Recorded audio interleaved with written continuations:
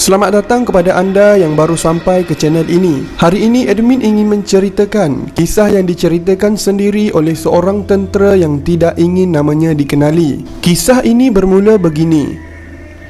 Pada tahun 2008, ketika beliau sedang menjalani latihan asas tentera laut di Tanjung Pengelih, Johor. Waktu itu semasa latihan medan selama 5 hari yang dilakukan di lapang sasar Tanjung Pengelih itu, kawasan itu sebenarnya adalah tempat peninggalan tentera British pada masa dahulu, dan peninggalannya masih ada hingga sekarang. Yang mana yang telah menjalani latihan asas tentera laut di sana pasti sudah melihat tempat peninggalan tentera British itu.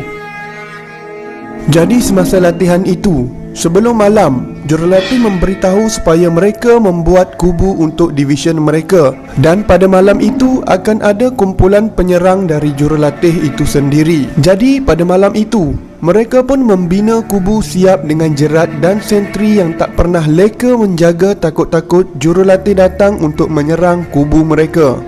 Jadi dalam jam 9 malam, beliau yang menceritakan kisah ini mendapat satu idea untuk menjaga kubu ini dari luar kubu, dengan harapan dia yang akan nampak jurulatih yang akan menyeram pada malam itu. Jadi dia pun pergilah seramai 4 orang, dan mereka mencari tempat persembunyian lebih kurang 40 meter daripada jarak kubu division mereka. Jadi semasa mereka sampai di tempat mereka untuk bersembunyi, mereka pun meniarap dan memang tidak nampak sebab mereka duduk betul-betul di dalam semak dan ditindih lagi dengan daun-daun rumput, tambahan pula dengan keadaan yang gelap. Jadi mereka bersembunyi dari jam 9 lebih sampailah jam 12 malam, dan jurulatih tidak sampai-sampai juga, dan semasa dia berjaga dia pun terlelap. Yang sebenarnya mereka semua telah terlelap disebabkan badan mereka terlalu penat.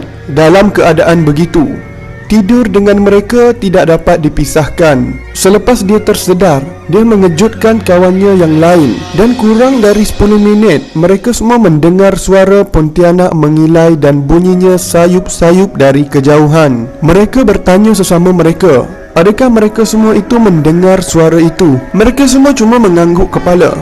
Tapi semasa itu mereka tidak takut sedikit pun, sebab mereka ingat jurulatih yang datang untuk menangkutkan division perempuan yang berada lebih kurang 50 meter dari sebelah kanan mereka. Tambahan pula dengan perut yang lapar dan mata yang mengantuk, suara mengilai itu tidak diendahkan, dan mereka pun berjaga lagi sampai jam 3 pagi.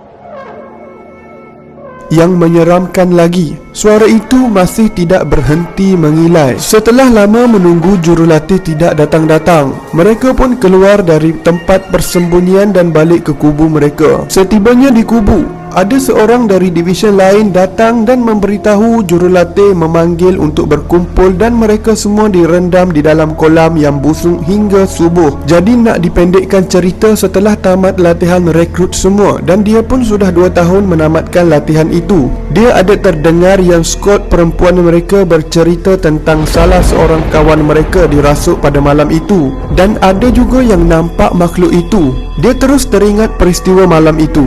Jadi suara mengilai itu bukanlah dari jurulatih mereka, tapi sebenarnya betul-betul dari hutan itu sendiri. Orang-orang yang berada di sekitar itu, terutamanya yang tinggal di perumahan TLDM, mereka juga ada memberitahu sering mendengar suara itu dari dalam tapak menembak. Sehingga sekarang peristiwa itu masih segar dalam ingatan beliau. Hutan dan laut memang kita sudah tahu itulah tempat-tempat makhluk-makhluk jin berada, dan kita sebagai umat Islam mestilah sentiasa berdoa memohon perlindungan daripada Allah Subhanahu wa Ta'ala. Tuliskan komen anda di ruangan komen di bawah, atau cadangan anda untuk video yang akan datang.